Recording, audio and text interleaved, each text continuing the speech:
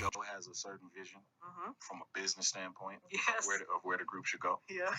I disagree with that. Got it. Crook disagrees with it.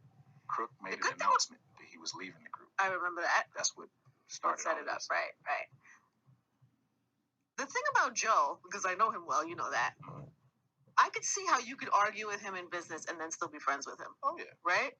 Like you could tell each other to fuck you and then still laugh and be on the phone. And we won't even say that. It's really? Not that serious. I would say that. I would say that. He likes talking like that, but yeah. You know, Joe is crazy. He's crazy. But I mean, like because I didn't like Joe in the beginning. Really? No.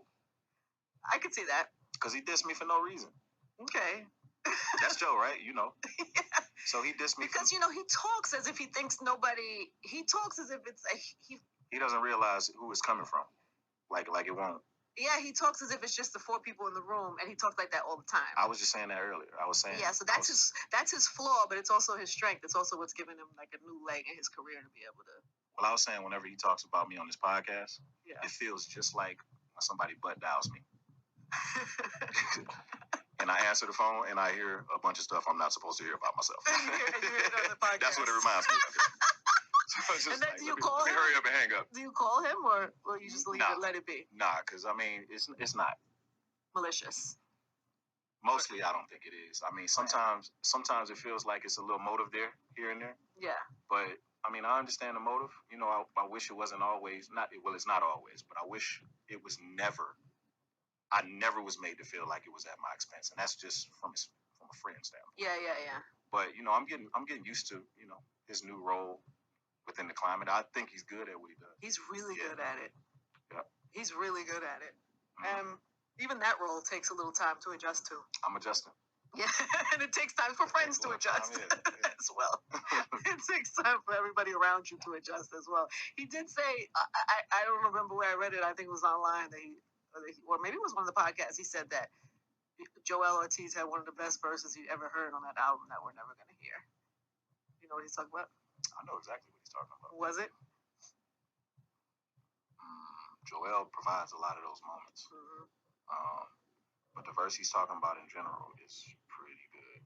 I mean, that was like the first verse to start off the album. Y'all should stop and just put it out. You can't just put it out. I mean, I wish we could. Yeah. I wish we could. Who has the rights to that? Who makes that decision? Well, we signed to Shady, so we did it. We did it with Shady, and then Joe just decided I don't want to do it with Shady no more. So does him not liking Eminem's album, does that cause like weirdness with everybody? Because he was very open about that, publicly saying he didn't like it. I haven't really spoken to Joel or Crook too in depth about it. It caused weirdness with me. I didn't like it. Right. I didn't like it. Well, you and Em are. I don't like when people talk about my friends. Like, and that it's the same with Joe. I don't like when people talk about Joe. Right. You know what I mean? Like they accuse me of doing the same thing with him. So. Yeah, but he's like a media personality now, yes, and it was his opinion. He didn't say anything bad about Eminem as a human. It was his opinion about the album. You don't think there's any he had a right to? You still don't like it? I think he had a right to voice his opinion. Definitely. Yeah. I felt like he used a few choice words that were unnecessary. That I feel like they were a little motive driven, like to give views. Like if he had to just say he was trolling a little bit. I think if he had to just say, you know what, I'm not really feeling this one. Yeah. I don't think it would have garnered the attention. It's rice, it's trash. Right. Yeah, I think he was adjusting, and he might have been peacocking a little bit. You think he was just adjusting when he said that? No, I don't think he was. I think when people find that when you're just becoming like a voice of like that, like he had just been transitioning in his career, and I think he was. I don't know. I think he was learning like the power of his voice in that moment, and yes, trying to let people know that he'll say exactly what he meant. And I don't think he really. I don't know. I can't speak for him. I just know that sometimes when I watch people get behind this mic in that role, it takes a little adjustment time. I understand that. To realize there's a difference how you talk in the house. You can still be honest, but it's a difference in how you speak in a room full of 3 people versus how you deliver that information to a larger group. You know what I'm saying? Like there's a difference. I'm a really reasonable person. Mm-hmm. Like if I spoke to Joe and he said that, I would totally understand. That's what I'm saying. Yeah, like it's I can totally understand that. Like you're in the heat of the moment and you just go a little too far. Right. And if it comes with an apology, we're talking about we having a whole different conversation. Right. Like it gets a little blurry for me because I introduced them. Yeah. Like if I come in here and you start introducing me to people out there and I just start slapping people in the face, like, well, that would be a problem for us. As our relationship you would be a little would offended. be greatly affected. So it's just behavior. Like it's a little different from me. I think he owes an apology, but that's just my personal feeling. He's also very he's stubborn. Okay. I'll say that. But you're still friends. You still get mad when people talk about him. So I get that. That's my guy. That's my guy. I mean, it is what it is. Yeah, it is what it is. I can't What did you think of M's album? I love it. You loved it. I love it. I mean, I like some stuff more than others. Like he has an extensive catalog, and he's at that point in his career where he's competing with himself. I put him on in my mind, like the way that I, admire people and look up to people. I put him on the same level as like a Jay-Z and a Nas. Like I look up to those three the exact same way. I don't love everything Nas did. I don't love everything the Hove did, but I love those guys and I respect what they do so much creatively. And I really have a grasp on art and how you don't always hit the middle of the target. You know what I mean? Like it's way more that goes into it than just putting words together. Sometimes you can misfire. Sometimes you could do something and the world doesn't want that from you at the time. Like the Slaughterhouse album that we did on Shady, I still feel like it's a great album. But looking at it in retrospect, it was too soon. It was too soon for us to do all of that celebration. That album right now would be... Yeah, because we would have had to lead up to it. You remember when 50 came, we're in the club? Yeah.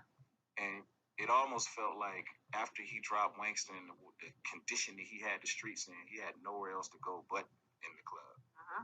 Can you imagine if he had skipped over Wankster and just went straight to the club? Yeah, I probably would have felt like, where's the street joint at? You know what I mean? Yeah. I don't think we took enough baby steps. I think we got on a major. You needed it in the club. Yeah, we leaped too fast. Got it. And it's partly my fault because I was like instrumental on like creating a lot of the songs. Because you was mean and scary and serious all the time. You should see me in the studio. I'm so festive. Yeah, it's like bottles everywhere, like no caps on the bottles. I'm really festive. It's a party. It's a party. Well, today everybody could get the album and you could. So the cocaine joint, I'm very interested in hearing. I relate to you in that way because I know. I mean, I have an addictive personality. I don't really have addictions in that way, but I come from a family and a long line of it. So I understand it. You know what I'm saying? And so when I saw that post, I connected to that. Well, that's Royce the 5'9" talking about Joe and Slaughterhouse, and he feels Joe should apologize. Apologize for what? I mean, really, in this situation, I understand what he's trying to do.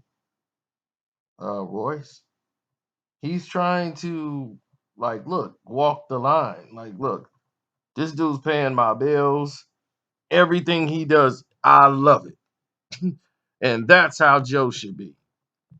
He just went too far. He's got to realize you just can't say that about Eminem. This guy was paying your bills. Now, I felt that Joe saying it was trash and he hadn't listened to the album all the way, but he only said it was trash towards the song that the two songs that he heard. He said the song was trash that they were reviewing. It wasn't the album. But how dare Joe say an Eminem song is trash? That's basically what this is all about. Who is Joe to have the right to say an Eminem song is trash? Joe was as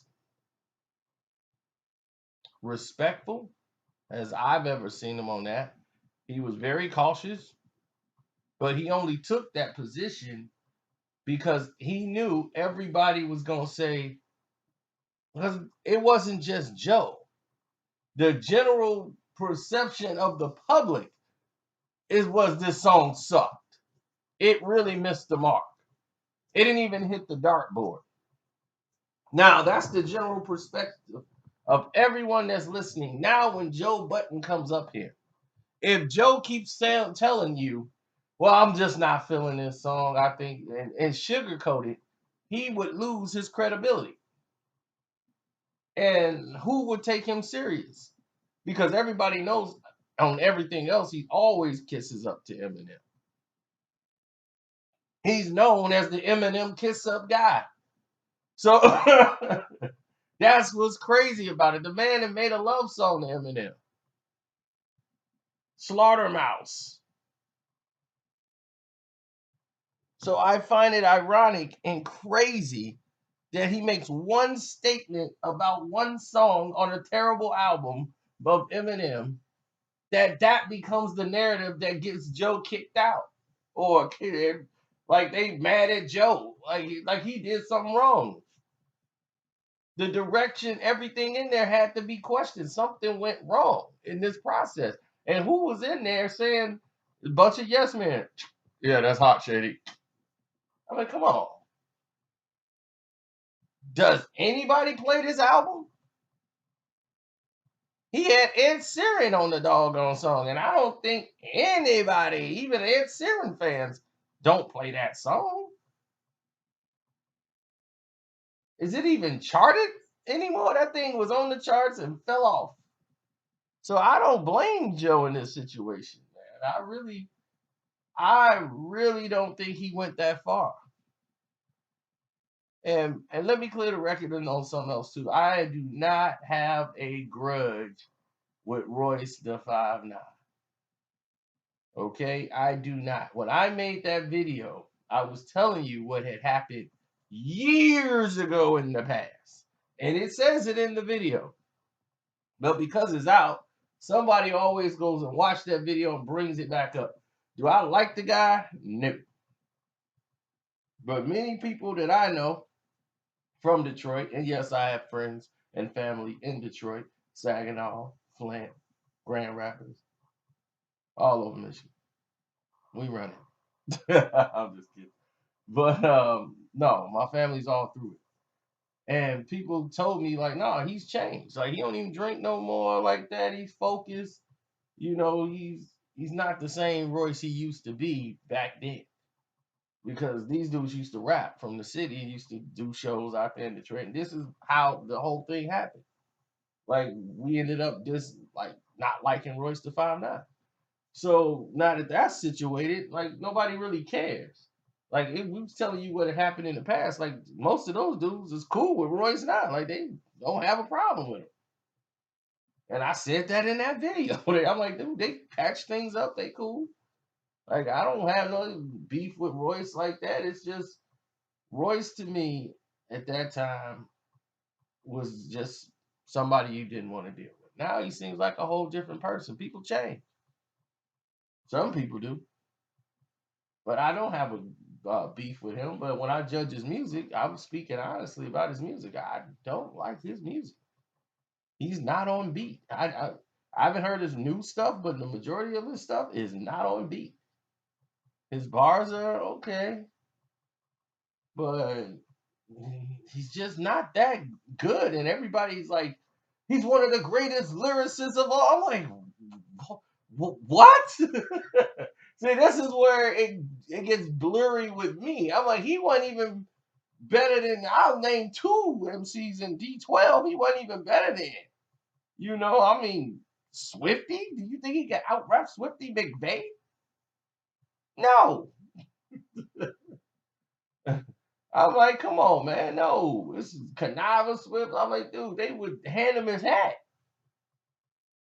But okay, y'all think so, but it's just, you know, when you align yourself with Eminem, it's just the perception of anybody rapping with him or that thing.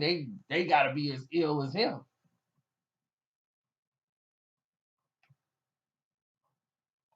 But that's all I got to say. And I guess his new album's out. I will review Royce's album. Okay? I will do that for y'all. Y'all wanted me to review his album. beforehand. You asked me, was I gonna do it? I absolutely will. And just like I did beforehand when his last EP came out or whatever that album was, mixtape, I reviewed it with honest ears. I do it with honest ears. I'm just judging the music. I'm out. Y'all have a blessed day.